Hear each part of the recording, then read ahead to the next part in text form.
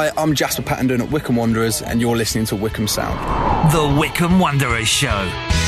Welcome to the latest episode of the Wycombe Wanderers Show, on the way for you in the next hour, in reverse order. No, I've done it. We'll hear from manager Gareth Ainsworth. We'll hear from Wycombe Wanderers women winger turned striker Sally Grimm. Reverse order. Vince Faulkner, will speak live to him, a member of the Wycombe Wanderers Ex-Players Association, of course, at the Social Warm Hub, which is taking place at Adams Park tonight. It's night 2 of that. It was launched on Tuesday. Trevor Stroud, we'll hear from him, a director of the Trust. Phew, done it. And also, we kick off the show, of course, as is now tradition for Season 3, with a catch-up with Phil, who I'm sure you're very well aware, but is the head of broadcast and audio at the club. He's the presenter of Ringing in the Blues and host of pre-match drills on Wanderers TV, and is also our match day commentator, of course, for both Wanderers TV and Wycombe Sound, where you can hear all games home and away on 106.6 FM. That's possibly the longest introduction I've ever given him. And no game, of course, to comment on last weekend, but lots to build up to with the visit of Sheffield Wednesday, of course. We spoke to him a little earlier on about what the players have been up to in their sort of downtime, I suppose you could call it. Yeah, I think some of them are taking the opportunity to go away and spend time with their loved ones, family, those who've got children, etc. And I think it's something that Gareth Ainsworth likes to encourage when these opportunities present themselves during the season. I think obviously there's a large element of trust there, and that'll come as no surprise to regular listeners that Gareth Ainsworth and the players have got a good bond. And I think it's a good physical rest at this stage of a long season. But I think more importantly, Colin, it's a good mental rest as well. It kind of gives them a chance to kind of just get a bit of perspective on life. And as timings go as well, they go into it in a good place in the league off the back of a really good win away at Peterborough. So hopefully we'll see some real benefits from this little break when they take on Sheffield Wednesday at Adams Park on Saturday. It feels like it's come at such a good time as well, doesn't it? Straight after the busy Christmas period as well, which you imagine can be so demanding for players having to train over Christmas and that sort of thing. Exactly that, yeah. And like I said, with family as well, it's for us civilians who get to spend time with their family on Christmas Day as normal and other things like that. Footballers can't, and I don't think we should feel sorry for them because they do a wonderful job for a living, but it is quite an intense period physically, mentally, emotionally, if you've got young kids and family as well. And so I think, Gareth Ainsworth, it's interesting to see his tactics on this one as well, giving them a bit of time afterwards with this FA Cup weekend that presented itself as a free weekend. So, hopefully the physical and mental benefits will be there for all to see. And you spoke to Joe Jacobson earlier, something you can hear and see on Wanderers TV, of course, and a brilliant insight, I'm sure, into what the players have been doing during this time. Yeah, what was really interesting with Joe was I asked him if, he's been at Wycombe for a long time now, but he's obviously been at other clubs as well in his career. And I asked him if this approach had been used anywhere else, and he said it hadn't. He hadn't experienced it. He certainly hasn't heard of it elsewhere in football as well. So again, it just shows you that kind of like people management skills that Gareth Ainsworth employs. That's slightly different to anywhere else in the football pyramid, certainly in the top 4 divisions. So that was very interesting as well. And Joe's a consummate pro as well, and he leads by example as one of the senior players, as the club captain. And I think all the players know what's expected of them when they're at the training ground and when they're not.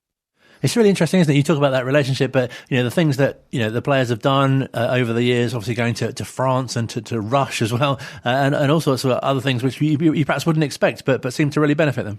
Yeah, I think, when you open up a newspaper these days or whatever, and, you see like the Premier League players on their sort of warm weather training, which I've always sort of wondered about because they then come back into the winter and then it's like you're back in the cold again, having people trying to kick you.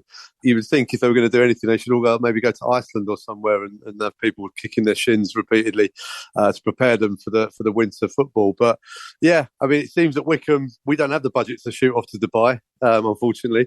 But I think Gareth is very creative in what he does, with his team bonding exercises and keeping it in the community a lot of the time as well, which again is important for a club like Wycombe Wanderers. And speaking of the manager, it feels like, the things that he said recently, saying about the second half of the season being stronger and the players injured, there's a real feeling that that's coming to fruition now. Yeah, and even if you take the injuries out of it, if you look at what Wycombe did last season, the last 15 games of the season, a tremendous run to get into the playoffs. And so it kind of shows you that management of the workload over the season and the sports science department coming to the fore in that It's something that they've done well in the past, and hopefully again this season. And when you factor in the fact they're returning players coming back from injury as well as a few other things to consider too, like the senior players now really establishing themselves in what Gareth Ainsworth said was the more airtime around the place, with the likes of Bayo and Stocko not being here anymore. It's taken time, I think, for those characters to establish themselves, and I think we can really see a clear identity again with Wycombe Wanderers, with how they play and how they're led. And the younger players as well are really starting to get a hold in the team and establish themselves as well. Yeah, it's a really good blend, isn't it? You often look at great teams in the past and there's a few old heads in there for the experience, and then there's some younger legs and pace and excitement to kind of offset that as well. And Wycombe have that balance at the moment, I think, and it's exciting to watch. And, Anis Lametti is a player that I know Sheffield Wednesday fans are worried about because they've seen what he's done this season, and he had a great assist up there at Hillsborough earlier in the season for Sam Vokes' first goal of the season. So they're concerned about him. Which is great news when you think of a team like Ipswich, Pompey, Sheffield Wednesday worried about Wycombe Wanderers players. I think it's a great place to be. A real excitement from the fans about the fixture as well. Obviously, it was the biggest game of the season last time out, and set to be a bumper crowd at Adams Park again. Yeah, it's heading for a sellout. We've got, Sheffield Wednesday fans are taking that corner of the Frank Adams as well, an extra 900 seats there, and it means that the home areas, I think, as well with Wycombe's form, should sell out too, which should create a fantastic atmosphere at Adams Park. And Wycombe historically tend to do well on these occasions against the big teams. So, get yourself a ticket if you haven't got one yet, because it should be a fantastic game. And a great opportunity as well for Wycombe to really demonstrate. We've seen comparatively recently televised games as well, and where Wycombe, as you say, have really stepped up and shown what they can do and adapt against different opponents. Yeah, I think they've tended to struggle against the teams down the bottom, where people think, they should beat them. But we tend to raise our game somehow against these bigger teams, these much more fancied teams, or whether it's they feel the pressure a bit more, the bigger teams, and when they come to Adams Park and it's a smaller ground than they're used to, or whatever. I don't know what it is, but whatever the formula is at the moment, it's been working well. Beating Pompey and Ipswich at home recently sets them in a good place to take on the Sheffield Wednesday team, who, let's not beat about the bush here, haven't lost for 18 games, which is quite a daunting record, especially when you consider the last of those 18 games was against third in the Premier League, Newcastle United, who I think themselves have only lost maybe once this season as well, I think. But those runs have to come to an end at some point, and I can think of no better place than Sheffield Wednesday's run to come to an end than Adams Park on Saturday. No, absolutely. And really exciting, as you touched on in previous weeks and your extended chat with the manager for Wanderers TV as well, that it feels like this point of the season, just past the halfway stage, is really when there's an extra rocket booster being fired up or something. Yeah, something along those lines, definitely. And it's one of those, it's great now, isn't it? Because all games have got significance now. So even when Wycombe aren't playing, you're looking at the results, you're looking at the table, the impact of what's happened to the table, the teams you've got coming up in the next few weeks. Everything's got that much more of a sharper focus to it now, because of it really counts now, because we're heading into the business end, aren't we, as they call it. And yeah, even when Wycombe weren't playing, it was looking at other results thinking, all right, if these guys don't win, or if there's a draw there, then, when we stay in this position or whatever. And fortunately now teams are catching up with the games in hand as well. So the table's got a bit more of a realistic look about it. But yeah, and what's really good to see is that Wycombe are very much in the shout of those playoff places, which is great. And there's teams that have got to play each other up there as well. The big boys have really got to come to Adams Park. I think bar Ipswich, everyone else has to come to Wycombe. That's left up at the top end of the table now. And that could play into Wycombe's hands as well. And a few rearranged fixtures as well, meaning there'll be some extra Tuesday night football to look forward to as well, which could be interesting as well. Yeah, Oxford United later this month, and then Fleetwood as well because of their cup exploits. Football under the lights is always great. Will it impact the squad with the Saturday Tuesday element of it? You would hope that they're well rested and sort of physically and mentally prepared for that when it comes, because they will no doubt be big games. I mean, Oxford Wycombe is always a big game, regardless of where it falls in the season, regardless of where the two clubs are in the table. So that's going to be a good one. It's just a shame it's not on a Saturday, because that would have been another absolutely bumper crowd.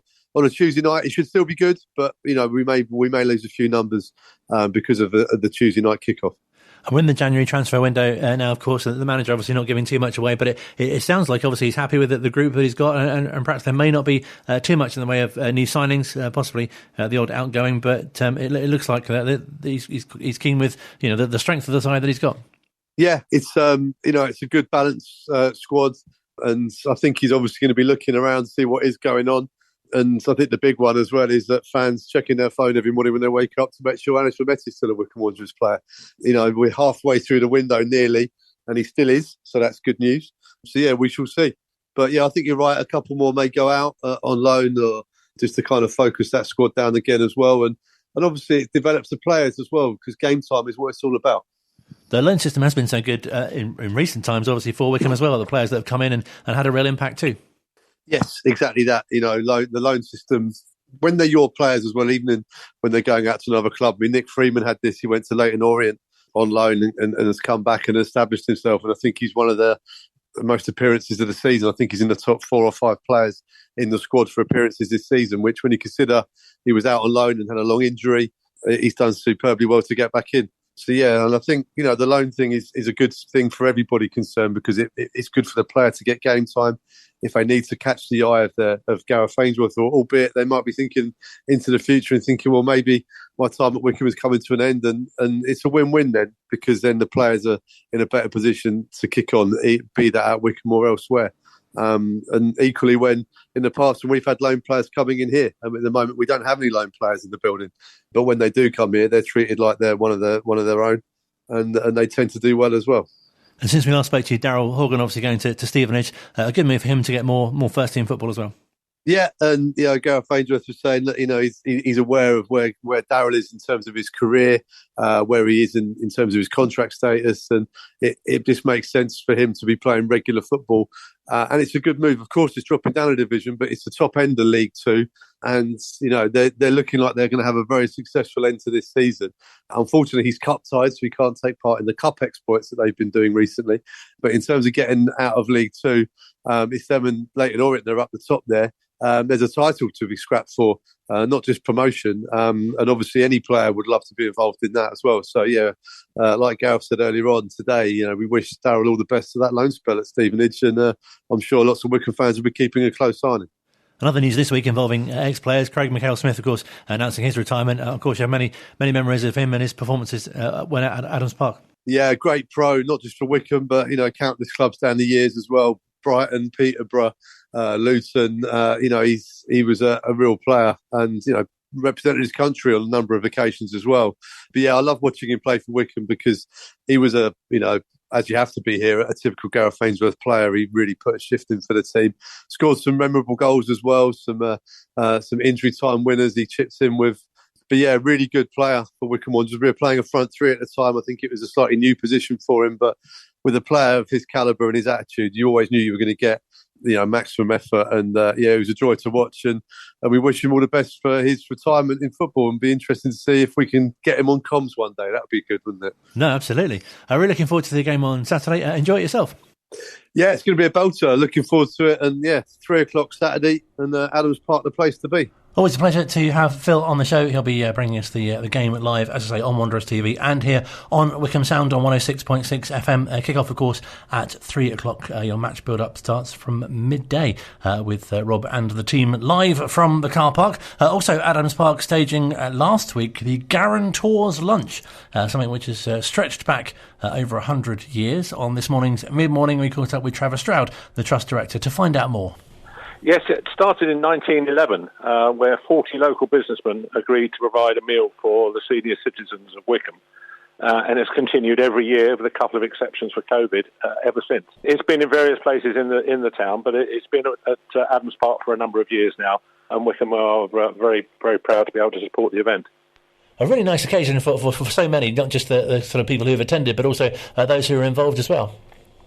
Yeah, it is. It is a tremendous day. We had 88 guests. And all the guests are aged 80 or over. So the 88 guests had a combined age of 7,705 years and an average age of 87.5, with the oldest lady being 97 and the oldest gentleman 96. A fantastic social occasion as well for them to sort of get together and, as you say, for the club to be able to kind of host it and really be involved in that way. It is, yes. I mean, all of the guests are collected from their homes. They're transported to Adams Park by the guarantors. They're served with a 3-course lunch, entertainment, and then transported home again with a goodie bag. And the whole event is paid for by the guarantors. And people like Steve Baker in attendance as well, and the mayor and the chairman of the council and Superintendent Emma Burrows from High Wycombe Police. That must be really special too. It was. It is a real community event, and to see your local MP with his apron on serving wine to the guests was excellent. And you must have had some great feedback as well from those who attended. It is humbling, really, in terms of the reaction we get. You know, it means so much to these people. They have friendships that they visit every year, and they really look forward to it. And it is just a tremendous event. And especially for this time of year as well, because obviously January is a time where people think, it's quite miserable, and after Christmas as well, perhaps they might not see too many people. Yeah, and we do it after Christmas on purpose. Obviously, once the festivities are over, there is perhaps a bit of a flat patch, so that gives people something to look forward to for the new year. So who or what are the guarantors? It is just 40 local businessmen, some active, some retired, and that tradition has stayed, and as people retire, then they are replaced. But it is literally just a band of 40 local businessmen. And Wycombe's connections with it have been, Wycombe Wanderers' connections have been very good. Our previous president, Monty Seymour, was a guarantor. Our current president, Ivor Beeks, is a guarantor. Obviously, I'm involved with Wycombe Wanderers and I'm a guarantor. So there has been a long link between the club and the guarantors, not only just providing the facilities. I was going to say, so nice to have that partnership between the club as well, and I've heard so many examples of how football clubs generally, but obviously Wycombe Wanderers are such a real part of the community and a real kind of hub as well. Yeah, absolutely. I mentioned the hub. Obviously, we've got the Warm Hub, which is running through January and February on Tuesday and Thursday evenings, where people over 65 and a guest of theirs can come and have a free meal at the club and have some warmth and some chat with old friends. So it is something we are trying to drive the club through in terms of much more interaction with the community. And some fantastic feedback from that. I'm sure people listening might have seen on the High Wycombe Facebook page that Peter Cartwright attended and wrote so glowingly about the occasion, and again how brilliant it was to see old faces again, and so nice that representatives from the Ex-Players Association are there as well, who would have played around the time that the older members of the community would have watched them, and a great chance for them to meet them too. Absolutely, and as we go through January and February, we will try and get current players there as well, just to make it a real occasion for people, not just come down for the warmth, but to make it a real event. And obviously the community is something that's really important to the Trust, and I know you do a lot of great work for One Can Trust as well, and the club's really supporting that charity as well. Yeah, we have a collection every home game for One Can Trust, and we regularly have a car full to take back to the warehouse. So yes, it is about the community, and the football club should be at the centre of that community. So that is really what we're aiming to do.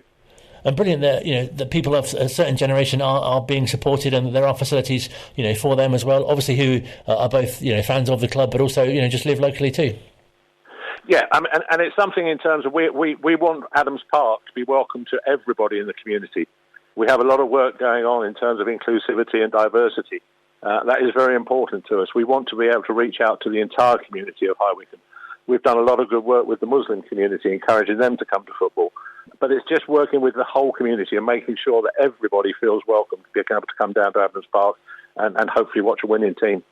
It's strange, isn't it? Because you just assume everyone knows. But I don't know, during the pandemic, especially when there were vaccinations at the ground as well, and several people stopped me and said, how do I get to Adams Park? And you just assume people know that it's there and what's available.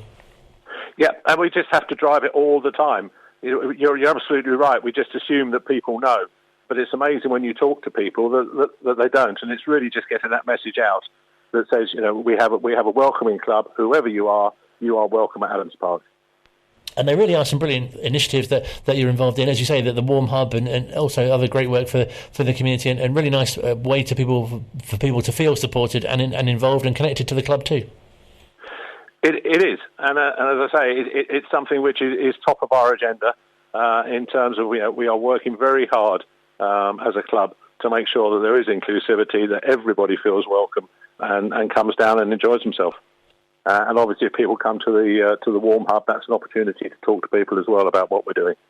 That's fantastic. So that's Tuesdays and Thursdays from now and through till next month as well. Yep, January and February, Tuesdays and Thursdays from 5 until 8. And the food is excellent. I can vouch for that. Thank you very much. Good to get the review of that as well. Worth going along for just for the food, I'd say. Absolutely. Pleasure to speak to you. Thank you so much for your time. Not at all. Thank you very much. Online, on Radio Player, and on 106.6 FM. This is Wycombe Sound. Still to come on this week's edition of the Wycombe Wanderers Show, we'll hear from Wycombe Wanderers women winger turned striker Sally Grimm, and we'll catch up with manager Gareth Ainsworth as well as we look ahead to the visit of Sheffield Wednesday to Adams Park, which is where we head now, though. I'm very pleased to say we can catch up with someone who is far too modest to say himself, but a Wycombe Wanderers hero from the 1960s, Wycombe Wanderers Ex-Player Association, Vince Faulkner. Hello, sir. Hello there, good evening, how are you? Happy New Year to you. Happy New Year to you. I'm very well, thank you. Hope you are too. Thank you so much for speaking to us live. It's a pleasure. And really great to have you on. And also, of course, such a great cause that you're at as well. It's night 2 of the Social Warm Hub. That's right, yes, we're down here again. It's the second evening this week. We did it on Tuesday. I've got my co-committee man, Keith Sanders, with me. We fronted it with Mark and everybody else down here. So we've had another 15 people here tonight. We've had a lovely evening. It's just coming to a conclusion. It was a lovely meal and everybody's enjoyed it. They've been playing games and had a good old chat. So, yeah, it's been a very nice evening. Thank you. So many benefits. I mean, such a great social occasion for, older members of the community, but also, really great that yourself and Keith Samuels are there because, I'm sure many people will come along in future and have already as well who've seen you both play and must have great, a great opportunity to sort of chat to you about your memories and theirs of watching you as well. Well, that's right. So thank you for that. Yeah, it's been a good evening. The first evening on Tuesday we had 11. It's been word of mouth go around.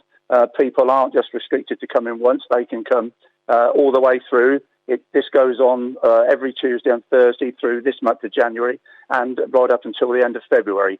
So we're really hopeful that by the end of this we've got lots and lots more people to come down. We've obviously got other ex-players lined up to come down and sort of relieve Keith and I. We've got people like Barry Baker, John Maskell and Len Worley have agreed to come along and host the evenings as well. So we're looking forward to that. When you said you had 11 on Tuesday, I thought you could have had a game. Well, it was 2 5-a-sides or whatever, near enough. But it was very good. So obviously you spend a lot of time at Adams Park as well. I mean, are there particular occasions that you often get asked about in games that yourself and Keith were involved in? Well, yes, in actual fact, we've been sitting with a couple on the table tonight, been reliving the Bedford game and Blythe Spartans and various other bits and pieces. So people from the sort of the over 65 eras have come down and asked us all about the games and everything else. So it's a pleasure to be here and, it's a nice family community club. As you know, it's been going on for years and years. And, I'm proud to be part of it.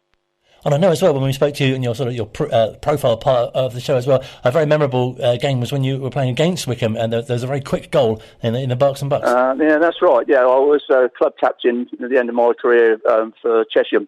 And we played Wycombe in the semi-final of the Berks and Bucks Cup. And, I'm afraid a colleague of mine, Pete Johnson, scored an own goal in 5 seconds. Unfortunately, we finished up losing that match, but we did eventually get to the final and win it, basically because Graham McKenzie, who I met for the first time again at our recent club dinner, had played previously in the tournament. So the game was cancelled and we carried through. So we went on to win the final and lifted the trophy. So it was one of those games. I think the record's just been beaten now. This record stood for a number of years, but I think it's been beaten now by the quickest own goal. But a colleague of mine, Pete Johnson, was unfortunate enough to do that. I'm really great for the Ex-Players Association to be involved in this initiative, obviously with the foundation and club sponsors' dreams as well. A really fantastic community thing that people can come along to, this month and next month and enjoy the food and enjoy great company as well. Well, this is right. No, it's been a pleasure to come down. I live sort of away. I live up in Buckingham now, but it's a pleasure to come down. And as I said earlier, I'm part of the Ex-Players Committee, along with Keith and John Maskell. And, it's a pleasure to be part of it and, to see the club continue to grow. So anyone who's over the age of 65, you can bring a guest as well. It's called the Warm Hub. It's at Adams Park at Monty's. Obviously, we can recommend the food as well.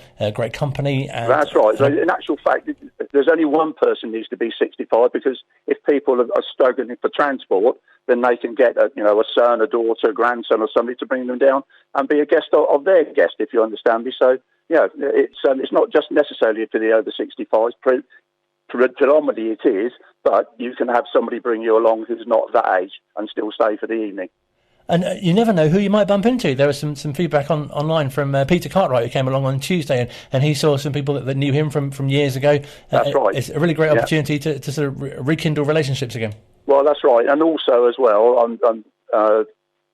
Kuhig's been in this evening as well with his wife, Missy. They've just flown in from the States. They come over for a board meeting and also to see the Sheffield Wednesday game on Saturday. So they came in, Rob Kuhig and also Trevor Stroud, who's on the board.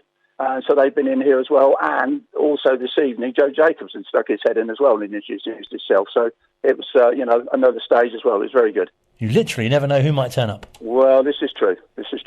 A fantastic initiative. Just get me.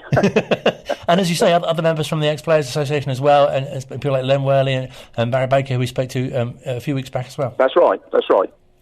And I think Tom Maskell, the goalkeeper who played over 700 games for the club, is a legend. So, it's all working very well. It's going in the right direction. And Mark Gateskill has done a very good job in getting everything together.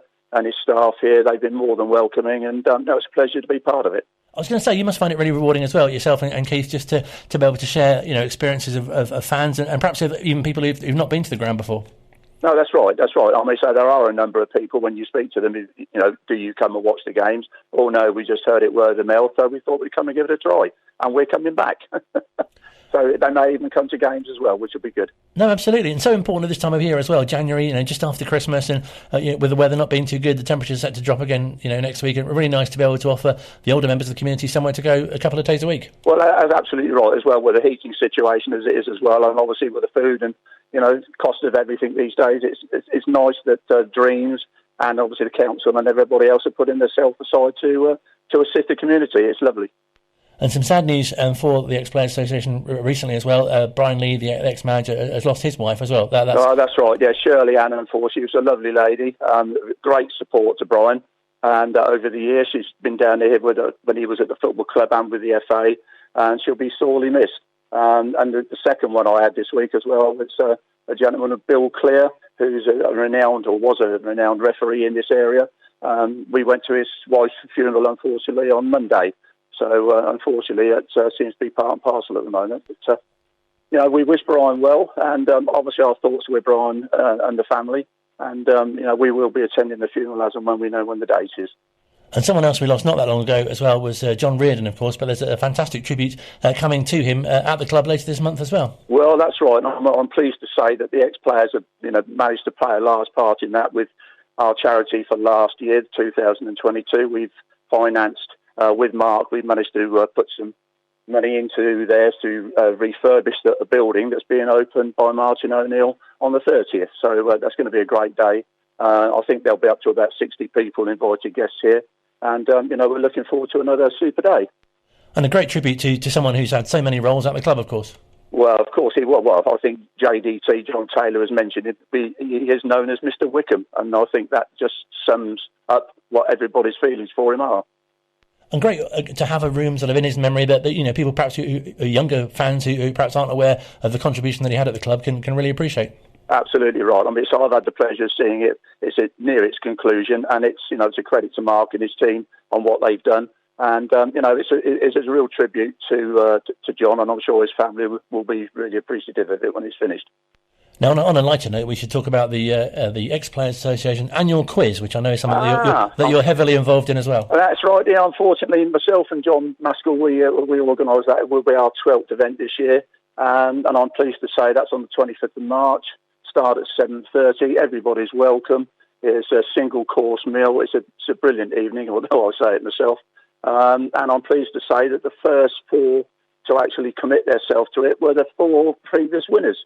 So we've got the Baldenites who won it last year. Then we've got, in actual fact, Trevor Stroud's team, which were things did get better. He named that the year before, things might get better. Well, they won it the next year and said things did get better. Then you've got Rod Lavers from the Chinner organisation, and then you've got Mike Knox, School for Scandal. So we've got 4 teams that have won it in the last 4 years, all coming back again to go for the trophy. So this sounds like a very fun event, but also something which people must take very seriously as well. Well, we do, and I mean, so we do, as probably as you know, with the Ex-Players Association, we do 4 events a year. We do the quiz, which starts the season off in March. We do the Bowls Day, which is in June. We do a Golf Day in July, and then we have the big annual dinner, which JDT and Alan Hutchinson organise, which is done in November.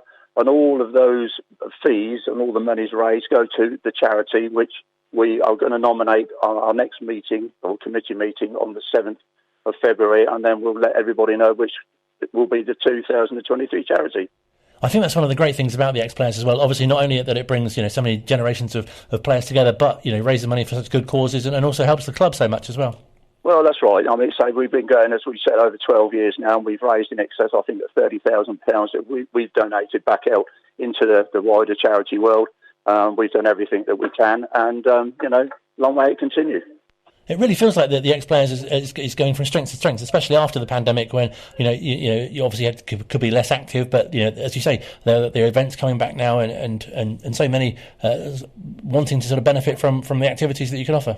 Well, that's right. I mean, so you're quite right. The pandemic did put a block on everything, but we kept going behind the scenes. We had sort of phone call meetings and various other bits and pieces. And we've continued on, and as I say, we were fortunate enough to raise a substantial amount of money to put to the John Reardon Fund this year, so we were pleased about that. And so much to celebrate about the club as well. Just some of the things that we've spoken about alone. That the Reardon Room and this warm hub that's happening. So much that the foundation does as well. Well, that's right. I mean, say it's a pleasure, as I say, to meet Mark. He's just taken over here, and he's doing a superb job. And it's been a pleasure to be part of literally everything that's going on at the club at the moment. And really nice that the Ex-Players can have a presence at the games as well. I'm sure you and many others will be there on Saturday as well to see the show. Well, we do. I mean, there's a number of Ex-Players, John Bignell, myself. We do a tour around on Saturdays. We take the players around to the boxes to introduce them to people who have raised or had the boxes for dinners on that day. And we take the players that are not playing on the day and introduce them to them. So that's another thing that we do as an aside. So how can people find out more if they want to get involved in any of the things that we've spoken about? Sorry? How can people find out more if they want to get involved in any of the things we've spoken about? Well, they can contact the club. Basically, John Taylor does a brilliant newsletter that goes out, and obviously there's online situations with the club, and there's an Ex-Players line as well, so they can find out all of that through JDT. And the Warm Hub runs for the rest of this month and next month. You can book in advance. It's right. It runs every Tuesday and every Thursday for the remainder of January and February. And fans may well be lucky enough to meet you there as well. Oh, well, you never know. I've done 2, so we should probably be here for more. But as I say, Keith and myself are fronting it on behalf of the Ex-Players at the moment. And, long may it continue, and I'll just hope that more people come down. Well, it's been a real pleasure to have you on the show, and thank you so much for your time. No, it's a pleasure, and thank you for the courtesy. Lovely. Vince Faulkner speaking to us here at Wycombe Sound from the Wycombe Wanderers Ex-Players Association, currently at Adams Park at the Warm Hub, as we say, which is on a Tuesday and Thursday evening, run by the Foundation and club-sponsored Dreams, of course, launched this week at night 2 tonight, and sounds like it's going from strength to strength. And, of course, a big thank you to the Wycombe Wanderers Ex-Players Association as well. Online, on Radio Player, and on 106.6 FM. This is Wycombe Sound. Final part of the Wycombe Wanderers Show. What, already? It goes so quick, doesn't it? Still to come, we'll hear from manager Gareth Ainsworth. We'll find out what the team are doing with their weekend off. We'll talk a bit about the transfer window. Only a little bit. Not giving too much away, obviously. And preview the visit of Sheffield Wednesday to Adams Park on Saturday. Set to be a bumper attendance at Adams Park. But first, we turn our attention to Wycombe Wanderers women, who are next in action next week. Their first game of 2023 was due to be at Eastleigh on Sunday, but the weather put paid to that. but going pretty well. Team in transition, as I'm sure you've heard, with Craig and Dan taking over. We spoke to Dan, I think that was last week, wasn't it? And this week we're speaking to Sally Grimm, who has been promoted, if that's the right word, I think it is, taking the step up from the reserves to the first team, and as you can imagine, is rather enjoying her time. Yeah, it's been really good. I've enjoyed stepping up to the first team. I did really enjoy playing with the reserves, but it's just nice to know that you can progress through the ranks. Because it's nice, isn't it? You're a great sort of example of, it must be really, really nice for other players to kind of look up to, if you like, as well, and see that there is that pathway to make it to the first team. Yeah, I guess the under-18s, knowing that there is a way for them to go through the reserves and all the way up to the first team, it'd be really nice, yeah. And how have you found the switch in terms of level and kind of general experience? You can tell with the experience side, the new league, there are a lot older, more experienced players, but with the right team around you, it feels like just a football match. Does it feel like a real sort of step up for you as well? Yeah, I think there is a change in the quality of play, which I think was nice when you feel ready that you can step up to a higher quality. And you've had a change of position as well. What's that been like? Yeah, it was tough at the beginning. I've always been a winger, but being more central, taking up that 9 spot, it's really made me work more on scanning and being able to turn either way. I no longer have a line to follow. And what would you say have been some of the highlights of your own time in the first team so far? I guess, stepping up to the first team, my first game playing with them against, I think, Oxford City, it was just, even though we didn't necessarily win, it was like such a great experience. And just when you have like a good achievement in the game, it's really good. And didn't you get player of the match? Seemed to get all of the things that comes with the first game, managed to come with mine, but yeah, it was good. That must be really nice for you as well, to kind of announce your arrival, if you like, and show that you're right for that level. Yeah, it's just now you need to keep it up. Now I need to keep it up. So yeah. No, definitely. Is there real competition for places in the team, would you say?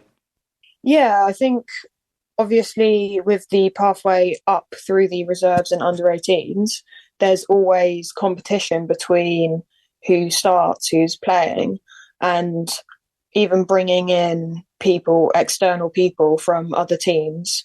There's always like a competition, which I guess keeps you playing at your best. So how would you assess how the season's gone so far? Because obviously there have been some disappointing results, but I guess, it's a season of transition for the team, and also there have been some great sort of moments of character as well, where you fought back from being like 4 or 3 goals down as well. Yeah, definitely. I think we're 7th or so in the league, but we could easily bump up to 4th, 5th, winning our next few games. But having the change of management, it was definitely, I think, a shift at the beginning. But now we're settling in. I think it could go really well for the rest of the season. So how have you found that sort of new sort of ways of working with the coaches, and obviously playing sort of a new home ground as well? Burnham's great. It's got such great facilities there, and we're really lucky to have that. And with the new management, I've really enjoyed it because we've incorporated like the teams together. So you can train if you're in the under-18s with the first team, which I guess is really nice to know that you are being watched by obviously Dan and Carl, and there is opportunities there for you. And has it made a real difference training twice a week now as well? Yeah, you can tell it's made a difference training those Tuesdays and Thursdays, having 2 opportunities to work on what you've done on Sundays. It's been really good.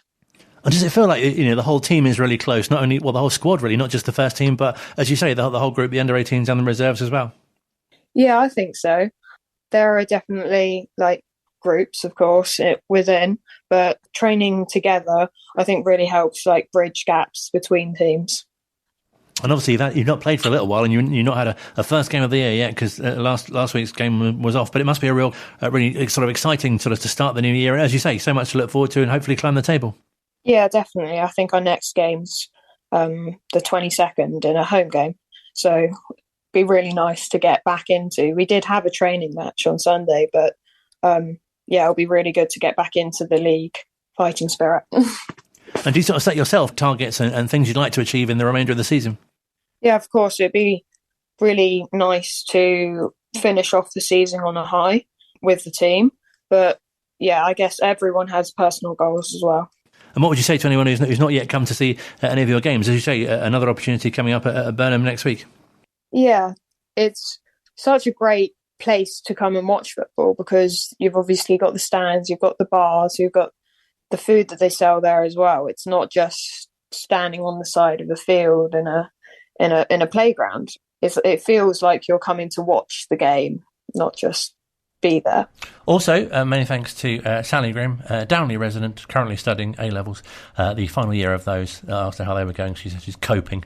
I think it's very good achievement, definitely for A-levels. Don't forget the under-18s and reserves in action this weekend as well. In other news, we've drafted Luke in for the return of the notice board section to the show. Good evening and good luck to Sally for the completion of her A-levels. Yes. Ooh. In other news, David Wheeler is the special guest at the next online session of Chairboys Chat. You might have heard Mark and Kirk speaking about this from the Wycombe Wanderers Foundation recently. It takes place on Monday.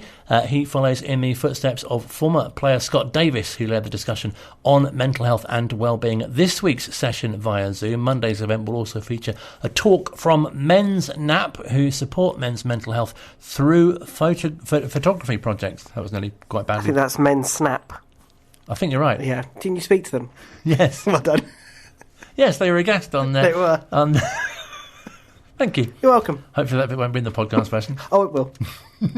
Men's Snap. There we go. Not Men's Nap. That's silly. For people that want to doze or something. Yeah, no, I spoke to them. They're made up of a professional photographer and a psychologist. I remember now. See? Thank you for pointing that You're out. welcome. If only we'd rehearsed that a bit better.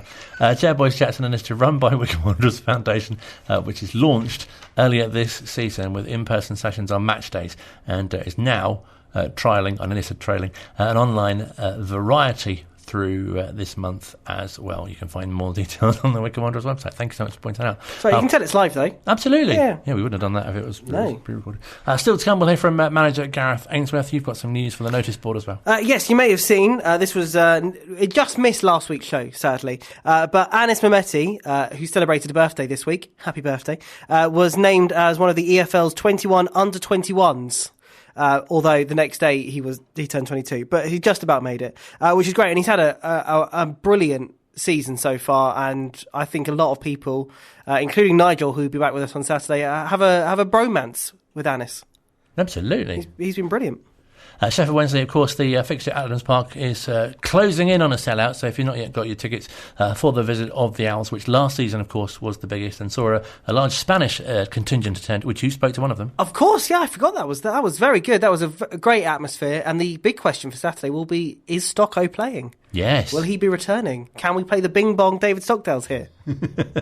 Absolutely. He did so well, didn't he, with his advertising slogans last season. It's very good. And it'll be great to see Adams Park full again, and it'll be great to be back. The first one of the year. I was going to say it feels like so long. It really does. Since we had football at Adams Park. Last time it was snowing. It was probably in a couple of weeks ago, though, was it? No, a bit more than that. About a month ago, I reckon. Right. Yeah, because it's already the 12th of January, so yeah, I reckon about a month ago. Yes.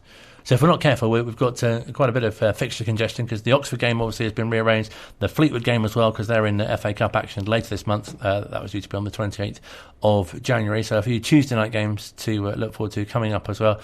Busy month, but Wycombe sitting just outside the playoff places at the moment in a real good position to really kick on. Yeah, I think it's a great place to be. I think Gareth said, I think it was a couple of weeks ago, I don't think there would have been some people in the fan base that would have thought we would be where we are now. But, no one's really talking about Wycombe. It's what Gareth likes. He can sort of just, hopefully, if Anis doesn't leave as well, that would be great. And I think we are in a great position for the second half of the season.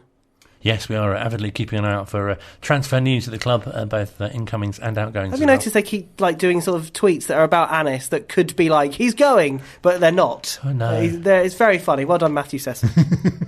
Yeah, no, it's please stay, Anis. We need you. But always fantastic to watch as well. And other young players, great to see Lewis Wing getting on the score sheet a few times recently as well. TJ, of course, we wish him well in his recovery. He could be featuring as early as Saturday, but Gareth still to make a decision on whether he'll start. Yeah, definitely. And, Super Max as well in goal has been absolutely brilliant. No, absolutely. And picking some of his playlist picks as well, they really stand out. They were really good. Dobbo's this week, which you can watch on the pre-match drills, I forgot what it's called, on the Wanderers TV at the moment, but we'll play some on Saturday as well. Good mix. Absolutely. Very different to the manager. Oh, very, very. It's why they get on so well. Yeah, no, it's definitely perhaps not what you'd expect from Richard Dobson, but...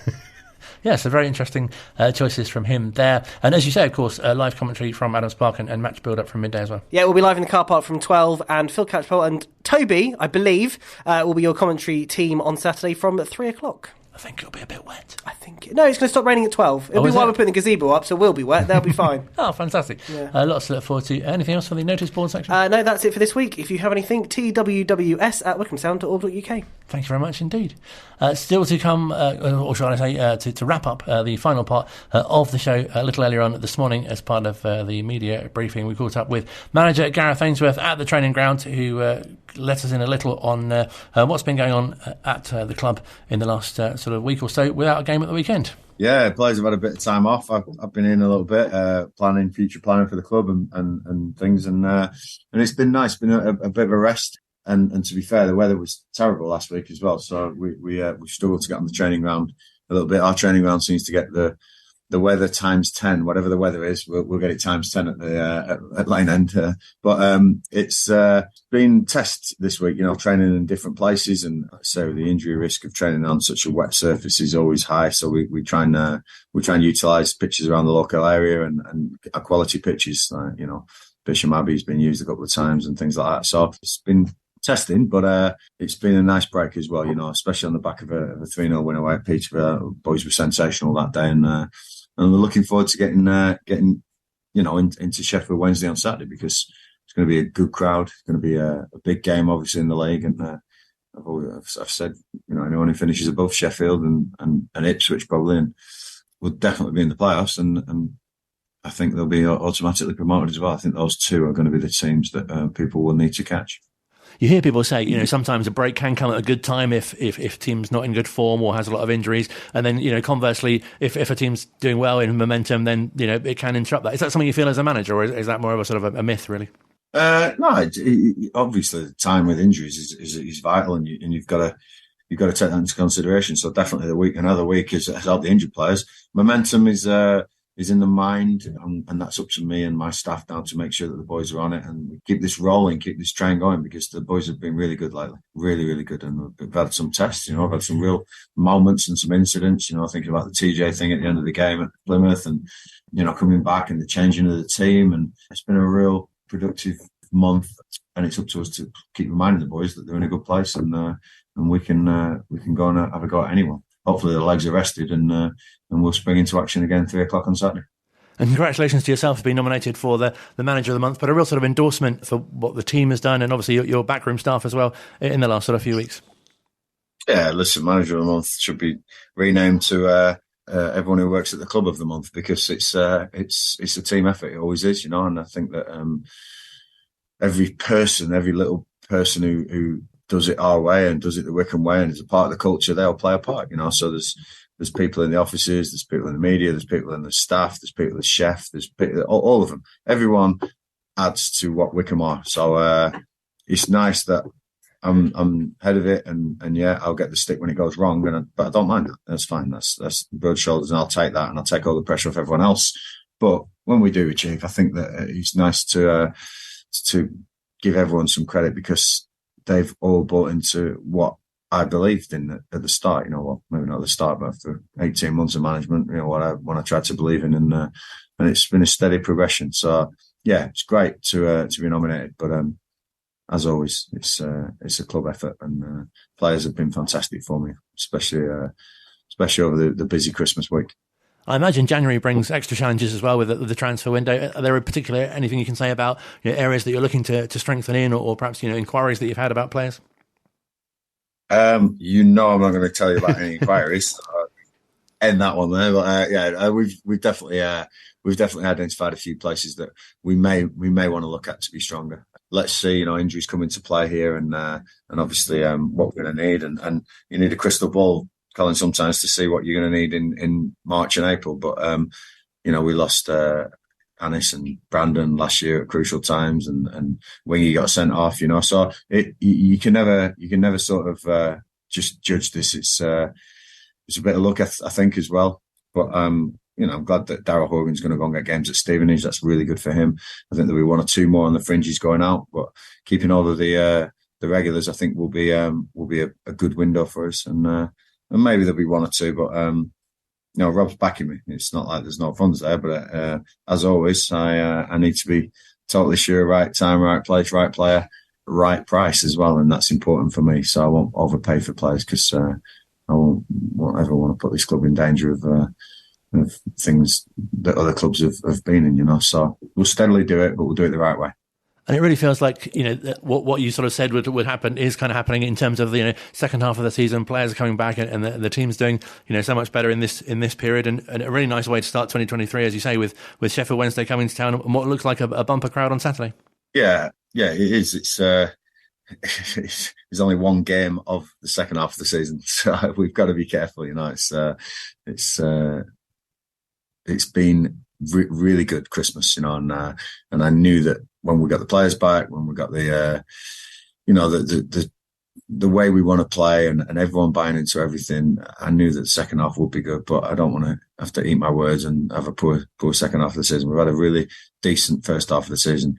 If we go again, we'll be somewhere near those playoffs with the same tally of points. But I want to try and push as much as we can. You never know what could happen, but really happy with where we are, and hopefully we get a win on Saturday as well. Fantastic. And just finally, a quick word on the Warm Hub, which is obviously something I'm sure you're aware of that the club's doing, that launched this week and is on again tonight. A fantastic opportunity for the older members of the community to come along. But what's really nice as well with the ex-players is that, people like Vince Faulkner and Keith Samuel will be there, and great opportunity for people who've seen them play, in the past, to kind of have a chat with them and sort of relive what they used to watch the club doing.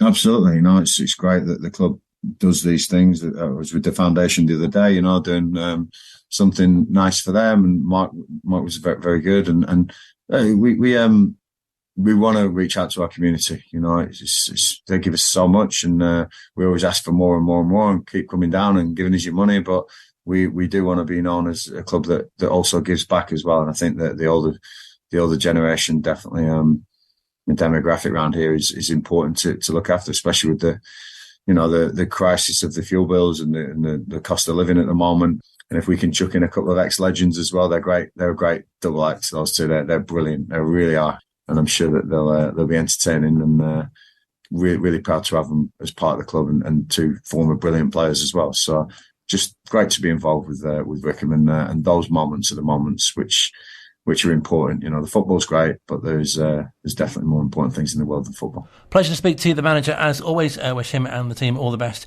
for Saturday, Adams Park against Sheffield Wednesday. The Chairboys sitting just 2 points outside the playoff places at the moment in 7th.